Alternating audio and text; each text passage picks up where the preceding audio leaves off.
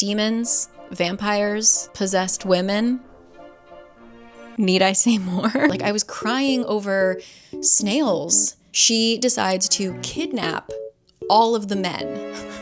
What in the Disney Channel original movie is this plot? Testing. Hello. Welcome to my mid-year freakout tag. I think I'm doing this a little early. Once I started scripting this, I was like, wait, are we supposed to wait until June is finished?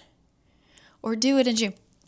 It's like the slightly early mid-year freakout tag, but my June has just started, and I foresee this as being my worst reading month because I am a busy bee. So why not just film it now? Because I've got so much to talk about. So let me get my notes. Beautiful, beautiful. Okay, so as usual, I will put all of the questions down below. This is a pretty well-known tag that is done by most of the book community for years. I believe that I got my list of questions from With Cindy.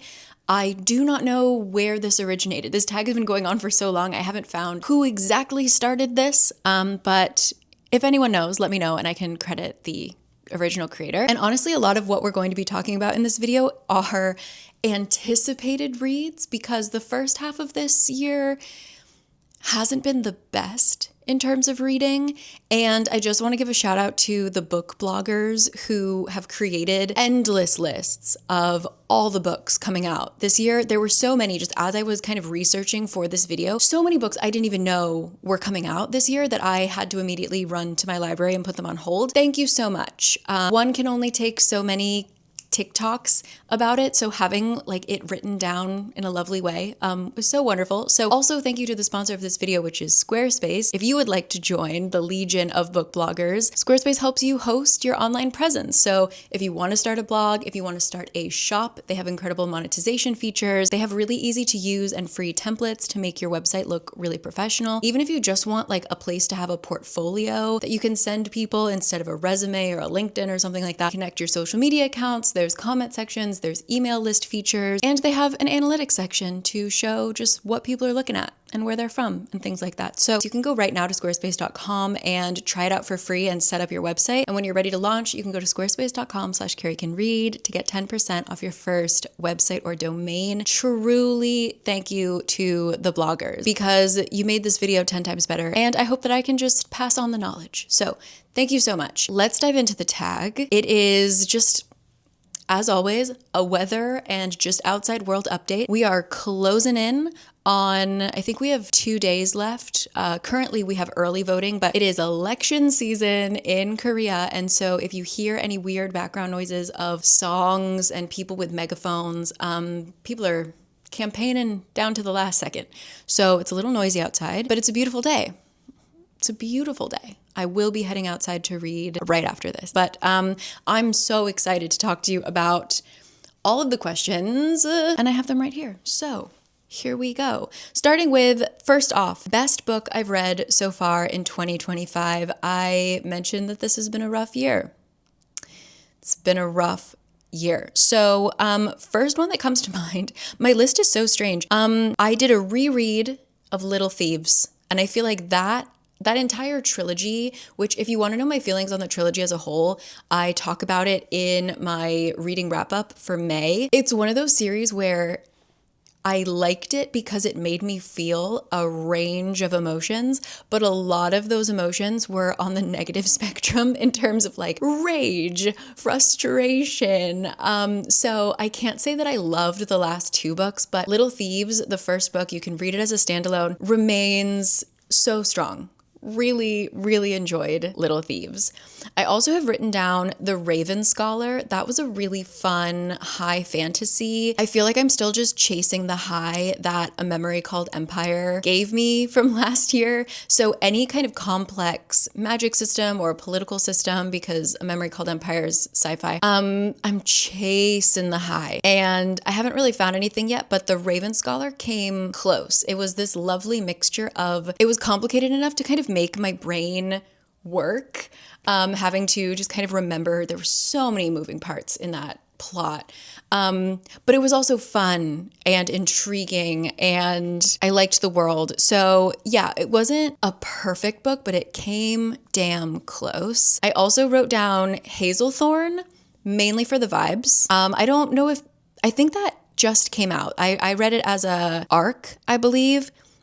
Really loved Hazelthorn. I also really enjoyed Don't Let the Forest In by this author. So I think the writing style is very specific, very flowery, not a whole lot of plot, just a whole lot of botany, horror inspired language, I guess. It's not for everyone, but it hit for me exactly when I needed it to.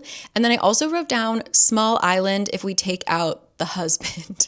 Small Island is historical fiction following 4 different characters, but I wish we only followed 3. I understand why we had to have the husband in there, but like I really could have, he did not need the amount of screen time that he got, let's just say. We follow 2 people from Jamaica, 2 people from England during the Second World War. It was just so interesting to learn like the treatment of Jamaican British citizens, because at the time Jamaica was still part of the British Empire. I feel like especially as an American, when we learn about World War II, we learn about American World War II. So it was really interesting to see even like how American soldiers were portrayed from a British citizen's point of view and things like that. It was great and it was funny. It was unexpectedly hilarious. There was one character in particular. Actually, no, I'm going to give it to them all. 3 of the 4.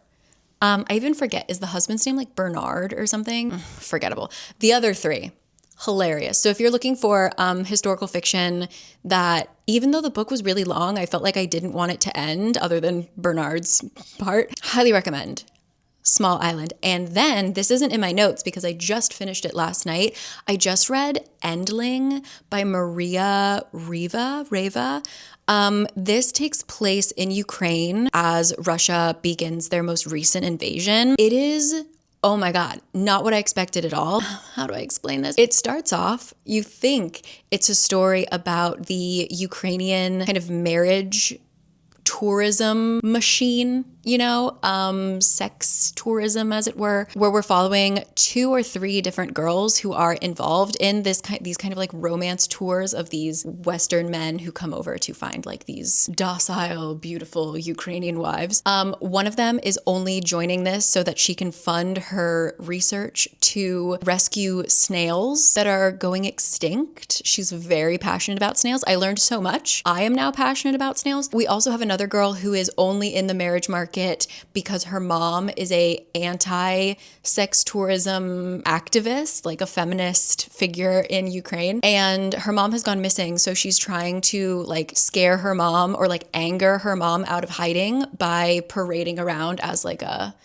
bride for sale. And in order to like further get her mom's attention, she decides to kidnap all of the men. She's gonna just kidnap them, put them in a van, and like drive them somewhere and abandon them and hopefully get on the news and her mom will be proud. And then the story very quickly just halts and we get the author of the book talking directly to us or, talking to her publisher, basically being like, yeah, I don't think I should be writing this right now. Like, oh, should I really be writing this? Like, how cliche to talk about Ukrainian mail order brides and Russian invasions. Like, it's just too cliche. I can't, like, she's also like, how funny can I be? Like, I feel like as a Ukrainian, I have a great sense of humor when it comes to talking about war, but I feel like the West want us to be a lot sadder. So like, how does she reflect on the war and being Ukrainian living abroad when she still has family there? It was absurd, but funny. And it's wild to read while it is still happening in Ukraine. Yeah, it was just so unexpected. That's an arc. It's coming out later this year, but I highly recommend you get your hands on Endling. There was just so much in there. Like I was crying over snails. Yeah, it was a great read. That was Endling. So those were probably the best books I read this year so far. Also maybe Witchstone. I really enjoyed Witchstone, which again, I talk about in May. That was very funny. It's about a demon who is supposed to be tormenting a family, but he kind of gets lazy. So the family isn't super tormented anymore. So he decides that he's going to help them break the curse to like give them hope and then snatch it away from them so that they feel tormented again. So it's this like sassy evil demon taking these young kids around the world to break a curse, and it's just like once again absurd and funny. And yeah, I enjoyed Witchstone as well. So next question is, what is the best sequel I've read so far in 2025? I want to say Bloodmarked because I loved my reread of the Legendborn series to get ready for Oathbound. I've mentioned this before, but the first time I read Bloodmarked, I was so excited to read it that I read it too fast. And I think that that's why I kind of was a little confused, or I found that certain parts were a little boring maybe. But upon the reread, when I took my time, it's so good. It's so good. So yeah, I would say technically that's a reread, so that doesn't count. The only sequels I've read this year are The Ragpicker King and Rebel Witch. Technically, I also read Painted Devils. That's true. Okay. That's difficult. I can't pick. They all have their positives and negatives for sure. Weirdly, I would pick Ragpicker King.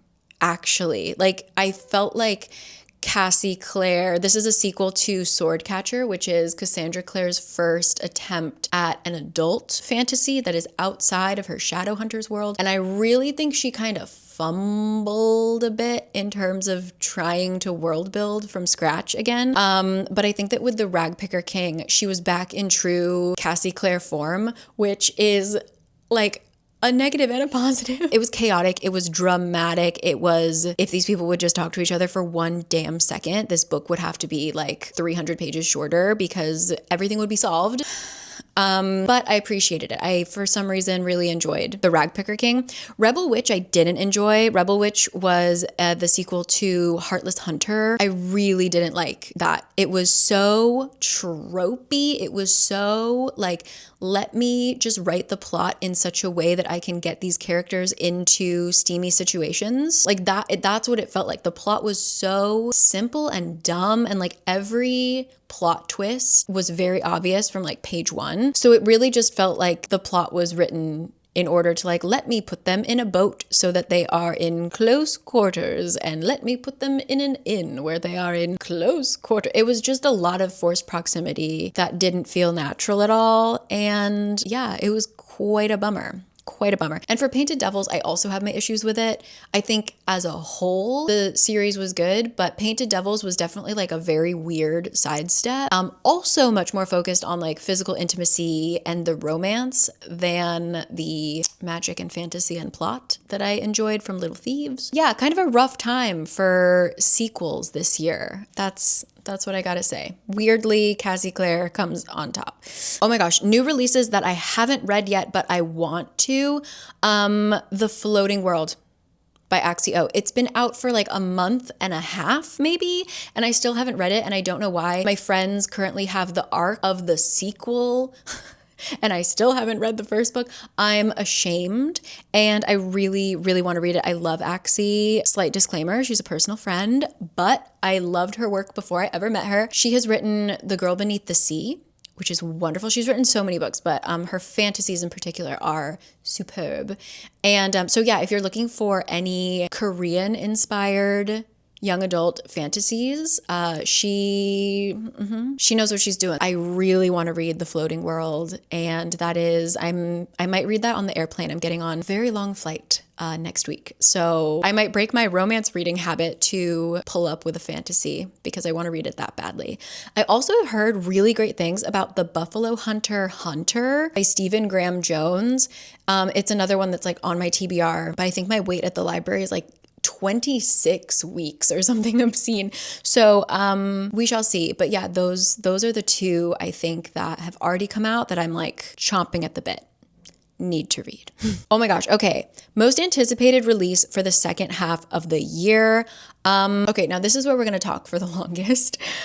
Most anticipated releases for the second half of the year. I always say this, second half of the year, always have more faith in these books. Autumn releases, amazing. So what I'm looking forward to, the sequel to Hollow and the Haunted. So I talked about this last year as one of my favorite books of the year, potentially. It came in at the end of the year, came in clutch, so fun. Hollow and the Haunted takes place in a world where some families have magical powers, and we have a kind of Romeo and Juliet situation, a family feud. We don't talk to this family that lives up on the hill. What happens when one boy gets a vision that a boy from the family that we don't speak of is gonna die. And he feels like he has some kind of responsibility to let him know that, hey, I have foreseen your death. And what if we team up and try to keep you alive? Make that not happen. Breaking curses, closeted, stressed out, anxiety-ridden teen boys, and a family feud. And like a mansion. And an ending that was, I read that thinking it was a standalone. It was not a standalone. And it was rough. So I am waiting for the sequel, which I think is coming out in October. The Forsaken and the Fated is coming out on October 21st, 2025. And I cannot wait. The next one is one that I actually just got. It literally came out 3 days ago. And so I have it now. My library got it.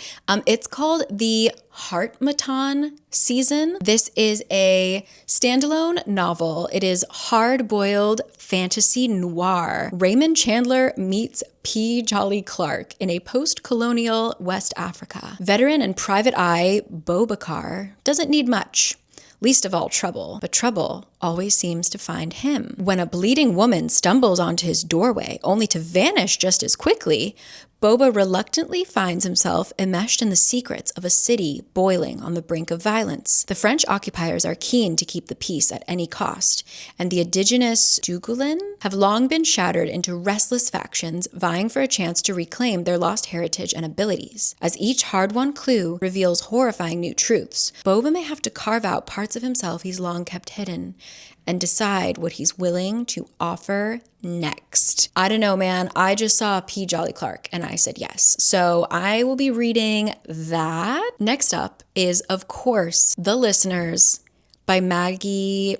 Now I panic every time I say her last name, because even when I tried to say it correctly, people said that I said it wrong, even if I said it the way that Maggie says it. So I'm just going to say the author of The Raven Cycle is writing her first adult novel. It's called The Listeners. This is a story of an irresistible heroine, an unlikely romance, and a hotel and a world in peril. This takes place January 1942. The Avalon Hotel and Spa has always offered elegant luxury in the wilds of West Virginia. Of course it takes place in West Virginia. Its mountain Sweetwater washing away all of high society's troubles. Local girl turned general manager, June Porter Hodgson, has guided the Avalon skillfully through the first pangs of war. The Guilfoyles, the hotel's aristocratic owners, have trained her well. But when the family heir makes a secret deal with the State Department to fill the hotel with captured Axis diplomats, June must persuade her staff, many of whom have sons and husbands heading to the front lines, to offer luxury to Nazis with a smile. Okay, wait, I knew this was about Nazis.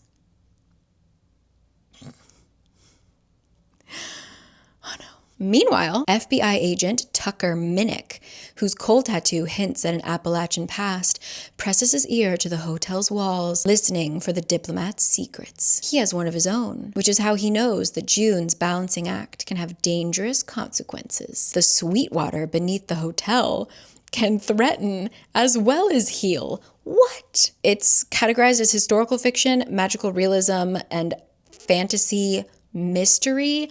I don't fucking know, man. I'm interested, but all right. I am also interested in reading Hot Wax by M.L. Rio. This is coming out in September. This is a vivid and immersive tale of one woman's reckless mission to make sense of the events that shattered her childhood and made her who she is. I did not read The Graveyard Shift. I really liked If We Were Villains, but I was gonna read The Graveyard Shift and I saw a lot of negative reviews and I just don't have time to read a book that I'm probably not gonna like. So I haven't picked that up yet. Hot Wax, I'm also not so sure. We will see, but it's apparently a breakneck ride to hell and back, where getting lost might be the only way to find yourself and save your soul. Yeah, I don't know. Oh my gosh, this one. Okay, let me pull this up. Okay, I've been hearing incredible things about this book and I cannot wait. It is coming out July 22nd. I think I got like a Instagram reel that the author made about this and I was like, what in the Disney Channel original movie is this plot? And I need to read it. I am a Muskogee pop star and a cowboy who couldn't be more different, come together to strike a deal in this new romantic comedy by Danica Nava. It follows pop singer Avery Fox, who became a national joke after posing scantily clad on the cover of Rolling Stone in a feather war bonnet. What was meant to be a statement of her success as a Native American singer has turned her into a social pariah and dubbed her a fake. So she goes off to her estranged grandmother's ranch in Oklahoma. Living on the res is new for Avery. Not only does she have to work in the blazing summer heat to earn her keep, but the man who runs her grandmother's horse farm despises her and wants her gone. Cowboy Lucas Iron Eyes has only 3 rules: preserve the culture, respect the horses, and stick to himself. Yeah, just pop star moves to the middle of nowhere, Oklahoma, and business cowboy has to boss her around. I'm there. I'm so there. Next up, we have another Isabel Cañas, who wrote The Hacienda, and Vampires of El Norte. This is called The Possession of Alba Diaz, and it is about, oh my God, I'm so excited. It's coming out August 19th. The cover is superb as usual. When a demonic presence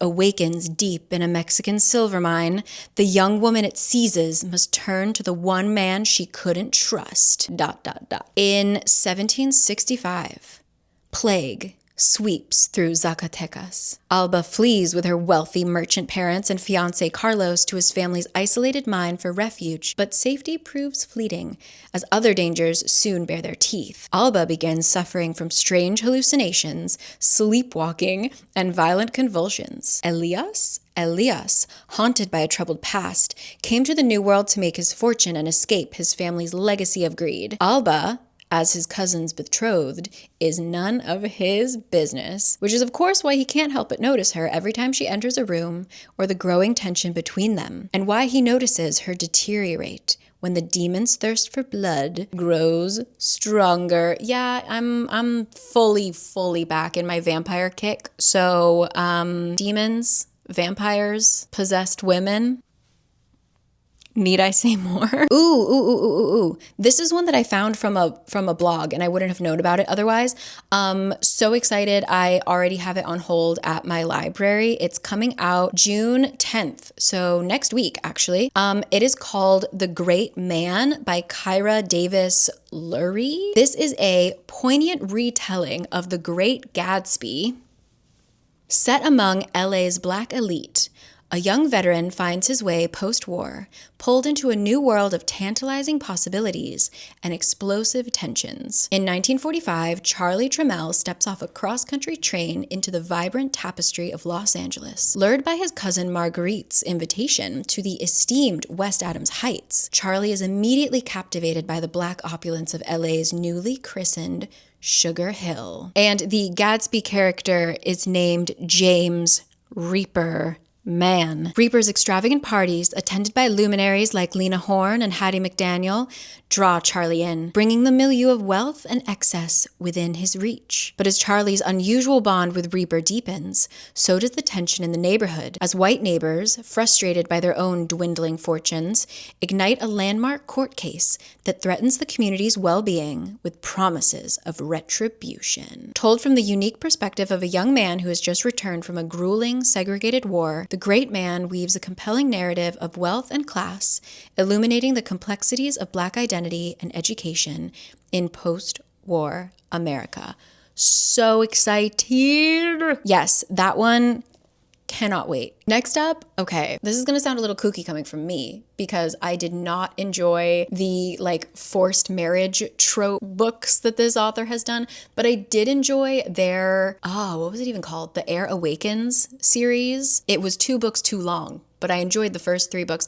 This is Elise Kova, and their new series called Arcana Academy, coming out in July. I actually don't know anything. Let's hear it for the first time.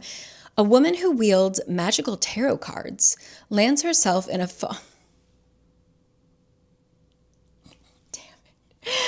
okay, this isn't forced marriage. This is more like a fake marriage. So anyway, Let me start over. A woman who wields magical tarot cards lands herself in a false engagement with the headmaster of a mysterious academy in the first installment of an enthralling romantasy series. Okay, we have a girl named Clara has survived the underworld of Eclipse City through thievery, luck, and a whole lot of illegal magic. After a job gone awry, Clara is sentenced to a lifetime in prison for inking tarot cards, a rare power reserved for practitioners at the Elite Arcana Academy. Just when it seems her luck has run dry, the Academy's headmaster, Prince Kalis, offers her an escape for a price. Kalis believes that Clara is the perfect tool to help him steal a tarot card from the king and use it to recreate an all-powerful card long lost to time. In order to conceal her identity and keep her close, Kalis brings Clara to Arcana Academy, introducing her as the newest first-year student and bride to be. Ethics committee? The headmaster and a first-year student? Anyway, always looking for a new fantasy to scratch the itch. So there it is. Okay, this caught my eye simply because of the author. Here we go. I don't know what it's about at all. This is The Magician of Tiger Castle by Louis Sacher, the author of Holes. This is his first adult novel. He wrote Holes. Okay, let me tell you what it's about. It's a fantasy as well. This is wild. The Magician of Tiger Castle, a modern fantasy classic of forbidden love, a crumbling kingdom, and the unexpected magic all around us. Long ago and far away, and somewhere south of France, lies the kingdom of Esquiveta. There, Princess Tulia is in nearly as much peril as her struggling kingdom. Esquiveta desperately needs to forge an alliance, and to that end, Tulia's father has arranged a marriage between her and an odious prince. However, 1 month before the wedding of the century, Tulia falls in love with a lowly apprentice scribe. The king turns to Anatole, his much-maligned magician. Oh my god, so the king goes to his magician and asks him to make a love potion so that Tulia will agree to marry the evil prince, but the princess is the only person who's ever been nice to the magician, so he doesn't want to betray her, so what can he do? Will he betray the princess or risk ruin? Okay. When I saw that it was a adult fantasy by the author of Holes, I was like, rewind. Rewind and tell me more. Next up, I'm almost done. There are just so many good books coming out this year. I have a lot of faith in the end of the year. We have The Bewitching by none other than Sylvia Moreno Garcia. Let me tell you what it's about. It's coming out in July. This is 3 women in 3 different eras encounter danger and witchcraft in this eerie, multi-generational horror saga. New York Times bestselling author. We've got one woman assembling her thesis as she studies the history of horror literature. We have her advisor, Professor Tremblay, who decades earlier had a roommate disappear under mysterious circumstances. And then we have a girl who lived in Mexico in the 1900s who had a terrifying encounter with a witch. I don't even want to know more. That is The Bewitching by Sylvia Moreno Garcia. And then finally, I know there are more, but this is taking up so much time. Finally, I want to read Immortal Consequences by Ivy Marie. Shout out to this author for working her butt off on social media. I found out about it through their posts about how excited they were to publish this book. It's coming out also in July. Ooh, this is going to be like a fantasy summer. Immortal Consequences. Okay, 6 students at Blackwood Academy, an enigmatic boarding school located at the edge of the afterlife. What? Must compete for a once-in-eternity chance to change their fate or risk remaining stuck in purgatory forever. The unput-downable debut, full of hairpin twists, shock betrayals, and world-defying love for fans of the Atlas 6. Uh-oh. We've got academic rivals. One is a ambitious girl, one is a charming playboy. All 6 students have their own motivation to win and their own secrets to hide. But what none of them know? They aren't the only ones playing Blackwood's game. And if they lose, some fates are worse than death.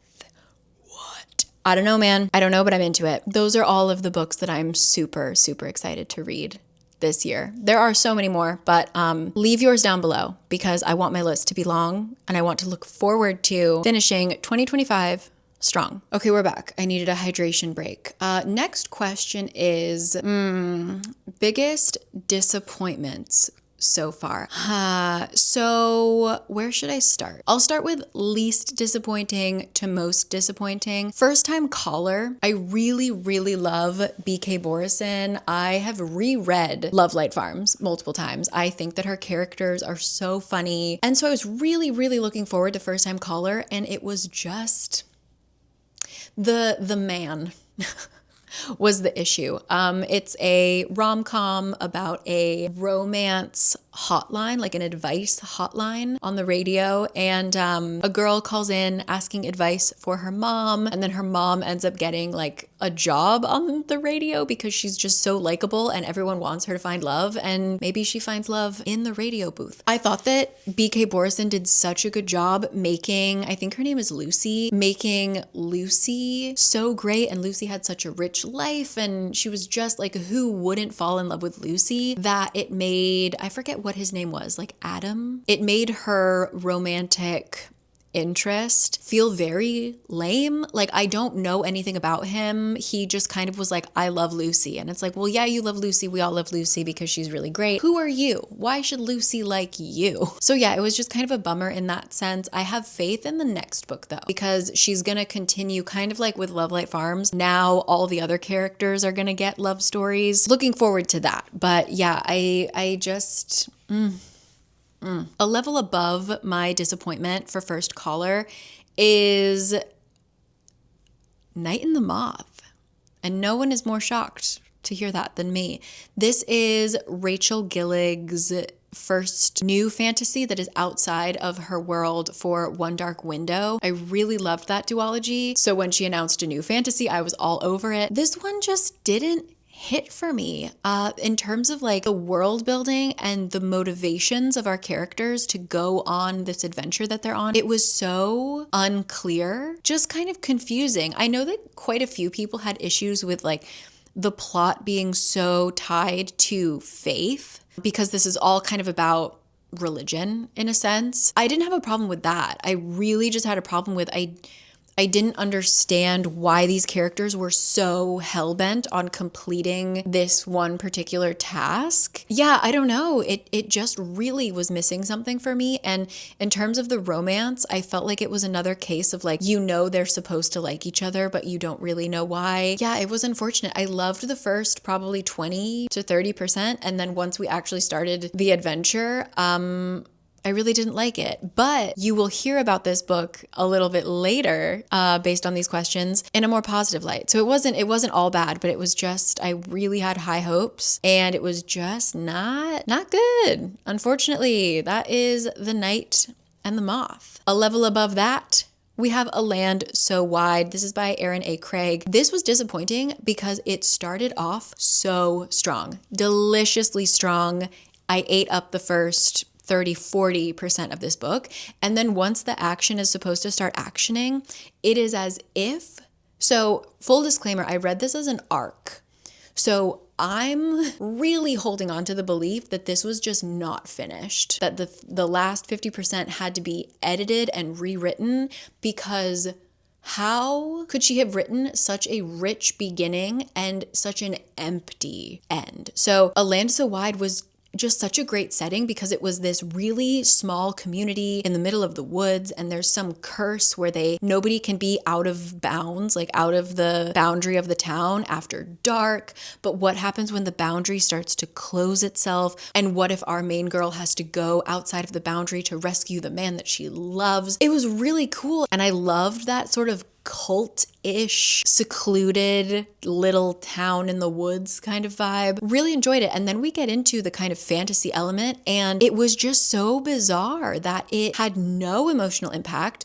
Also, our characters are supposed to be like in their late 20s, early 30s, and they acted like they were teens. So that was also, I just had to kind of rewrite that part of the book for me. Yeah, I could not believe that the ending was so bland when we're supposed to be dealing with like mystical creatures and scary shit. So I'm interested, if anybody reads this once it comes out, please let me know what you think, because I can only hope that it was just still being worked on as an ARC reader. So, and my most disappointing read, as you guys can probably guess, is Catabasis by R.F. Kuang. On paper, that premise, written for me. She wrote it for me. And it was so boring. Like, how can you write about an adventure, a journey through hell? And I'm bored. Even the talking cat, did the cat talk? The cat didn't talk. It just had very clear body language. Even the cat wasn't saving it. You know? Yeah, so this is about two academic rivals that go into hell to rescue their advisor so that he can write them letters of recommendation. So it's absurd. It's meant to be absurd. It's meant to be silly, but it wasn't silly. It was very heavy because there were so many tangents that we went on. And I feel like in R.F. Kuang's mind, this was intentional, right? Like academics, having quite a few of them in my family. If you sit down to talk to them, you're never talking in a straight line. You're always going way the hell off to talk about something else, coming back, then they have a weird thought and you have to go. I think that's what she was trying to emulate, is that academics are never going to get to the point. But it felt, I can't explain it. Like with Babel, she used a lot of these kind of tangents or info dumps, for lack of a better word, to back up the plot, to strengthen your understanding of the magic system, of the world around you, etc. For Catabasis, it was just there. It was just there. And I also feel like asking readers, or like suggesting to readers that they read certain works prior to reading Catabasis was kind of bonkers, because if I already was well versed in those texts, reading Catabasis would be so infuriating because you already know this stuff and then you have your narrator explaining these things to you as if you're a baby. So I don't know what the point was. Like, I feel like if you read Catabasis and you're interested, then go dive into Dante. But if you're well versed in Dante prior, it would feel kind of like, okay, I know this stuff. Like, why are you teaching it to me? Like, I'm 5. Yeah, I mean, you can watch, I did a live reading reaction to it, so you can see the roller coaster I went on with it, but it was just extremely boring. I think people asked this question with Babel, and I ask it again for Catabasis, but like, who is she writing for? Because I feel like she tries to write adult books, but she knows that her audience is mostly young adult. So her books come off as if she's sort of speaking to children, but it's like, then why is this an adult book? Like, I don't know.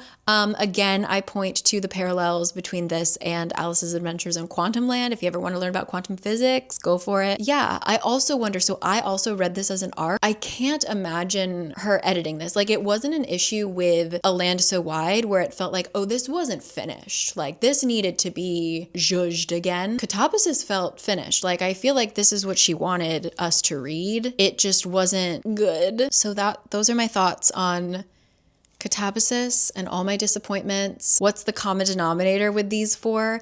I had high hopes. So that also should be accounted for, is I just had high expectations for all of these. Moving on to biggest surprise, I have 3. The first one I will say, because it's a negative surprise. Well, not quite.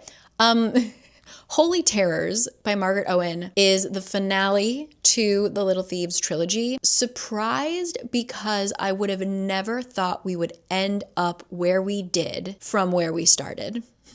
And I can't say that that's a positive thing, but I just remember reading Holy Terrors and being like, how did I get here? Like, who are these characters and what are we doing? So Holy Terrors was a surprise simply in just where our story took us. I was not prepared. I really felt like I was in a car being driven somewhere against my will. For better or for worse. That is Holy Terrors. My next biggest surprise would be The River Has Roots. I did not know what to expect. This is by the same author as one of the authors of This Is How You Lose the Time War. I went into this knowing nothing, and it was such a beautiful little palate cleanser. This is a sweet little fairy tale about sisterhood, about love, about magic, but the magic system was so interesting. It was based on grammar and words, basically. So it just made everything so fun. Like, I've been missing an interesting magic system, a unique magic system. So it was very short. It was also very vague, isn't the right word. But we didn't go too deeply into details. Like, for example, there is romance. We get the bare minimum. And I think it's similar in that way to This Is How You Lose the Time War, where we're just seeing them kind of talk about their love and like float around each other, but we don't actually see the love happening. That's sort of how this romance was. I really loved it, and I absolutely need to get my hands on the audio version because there are songs in this, and like the way that some of the magic is communicated is through singing. And apparently in the audio version, the narrators sing. Like, there are actual songs in the book. And so I'm very excited to listen to that. But yeah, I went into it. It wasn't my favorite book of the year, but it was just such a lovely surprise. And it didn't let me down, especially as someone who had very high hopes from the amount that I love This Is How You Lose the Time War. It was really beautiful. And I think it's one that I would reread as well, which is a compliment in and of itself. So that is The River Has Roots. And then weirdly, my biggest surprise, I don't know, I like shouldn't have been surprised by this, but I would say Gifted and Talented. I was nervous about this book. Like, this was one that I knew that my expectations were dangerous. And with Olivia Blake, I either love or hate her writing. And this was written in the style that I don't love of hers. So starting the book, I was a little nervous, but I actually ended up really enjoying it. I do think it wasn't as strong as it could have been. Like, I know a lot of people talk about kind of the ending sort of whittles out, or the characterization. She could have done a lot more with it, but I had a fun time. I actually really, I just love her sense of humor and just kind of how chaotic this book was.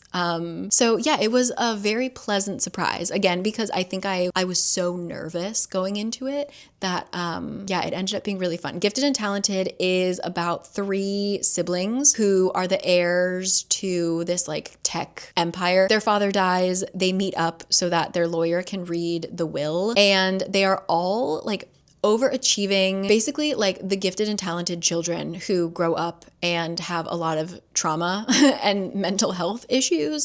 They also have magical powers that are not explained. They're unlikable until they become likable. Like, this really felt like you became part of the family. Like, I loved these characters like they were my siblings, not like they would be my friends, if that makes sense, which I think is really cool. And yeah, it's just kind of a chaotic weekend where lives fall apart, get put back together, fall apart again.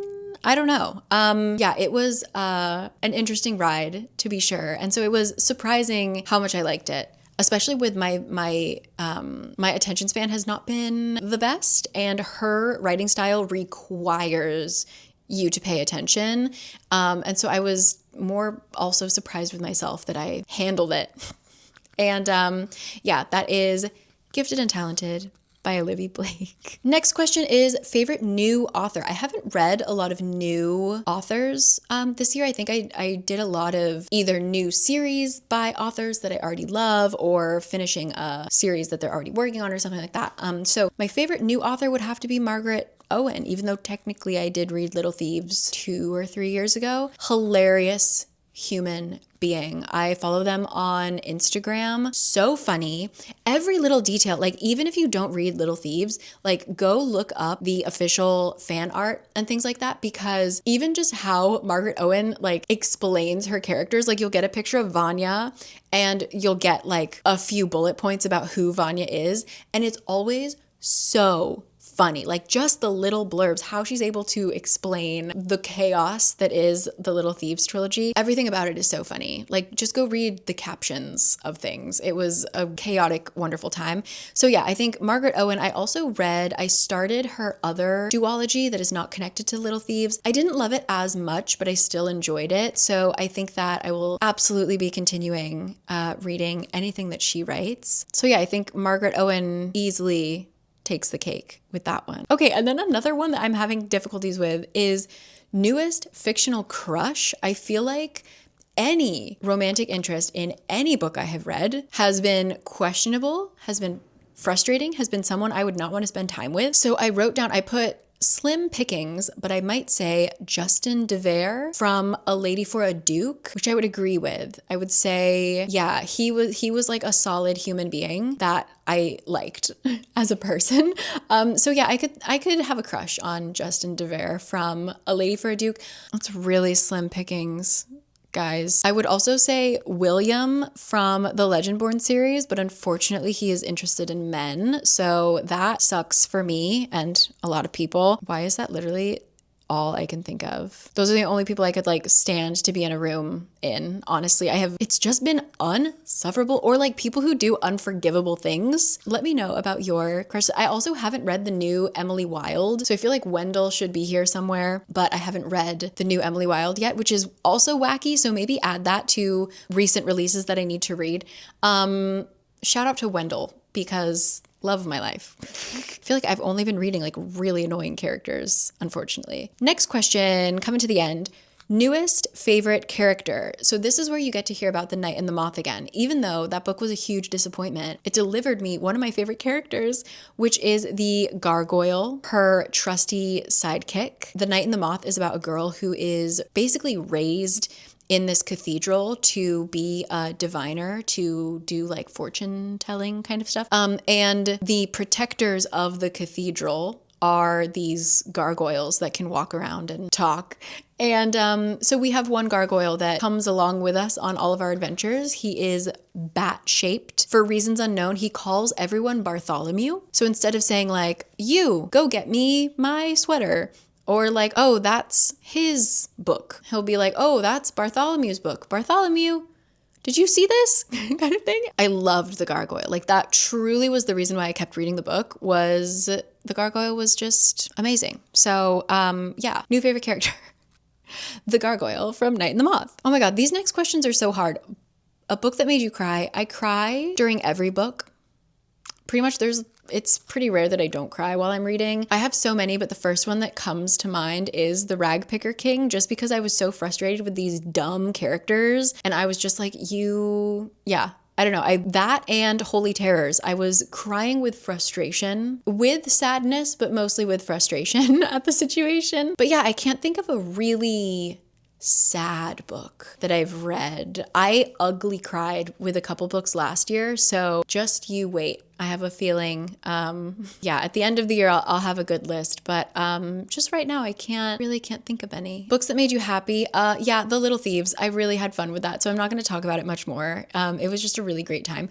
But also, I know that I already mentioned it as well, but The Witchstone, I just read it recently. It was just feel good and wholesome and like stupid funny. And so if you're looking for a fantasy that isn't romance heavy, is just kind of dumb and silly, The Witchstone was fun. There are demons and priests and charming 11-year-old little brothers that follow you around trying to save the world. Yeah, it was just a really good time. So I feel like if you need like a funny pick-me-up, The Witchstone is great. Also one that I actually DNF'd, but I DNF'd it because I knew I wanted to save it for later because it's so funny, would be Dungeon Crawler Carl. That is also just like a stupid, funny, good time. So yeah, that's kind of my mission now. I have a lot of books on my TBR that I got from the comment section of my funny book video. So I'm hoping to have more books that make me happy coming soon. Let's just say. Wrapping up, next up is, what is the most beautiful book you've bought or received so far this year? So I haven't bought too many books this year. We just did a book swap, so I got rid of a lot of my physical books. But I just went to a warehouse sale and got this on sale. It is So Late in the Day by Clare Keegan. Clare Keegan makes it so difficult to buy books because she has these gorgeous little hardcovers. This is by Faber, the publisher, but she also has the most beautiful paperbacks, like Foster, the Faber hardcover version of Foster, beautiful. But I have the equally beautiful paperback. So it's rough out here. Claire, what are you doing? But yeah, I just really love these kind of painting style ones, and just something about it. It's so small, but this cute little hardcover. I know it's going to break me. Apparently this one isn't quite as sad and traumatic as her other books, but so late in the day. But to counter that, I do have an ugly book that I'm so proud of. I got this at a used bookstore here in Korea, and it is the graphic novel Volume 1 of Twilight. It is terrifying on the inside. Like oh my God. Let's see. Like, look at Edward. Can you see?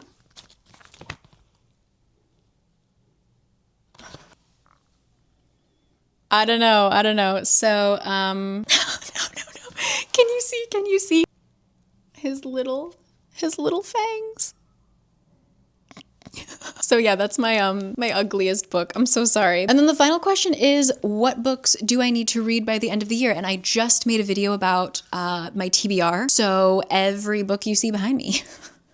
And so many more. As you guys know, I'm kind of a mood reader, but I just constantly have a lot of books on hold at the library. So whatever comes in, I will try and read that as well. So yeah, I'm just looking forward to, again, like all the books that are coming out the second half of the year. And I'm hoping to do a little bit of book shopping while I'm in France and stuff like that. So I'll also be home. I'll be back in the US in August as well. So hopefully gonna try and pick up some English books while I'm there. Yeah, I'm looking forward to the rest of the year. I think that May was a pretty good reading month in terms, like, just compared to the kind of mehness of the previous part of the year.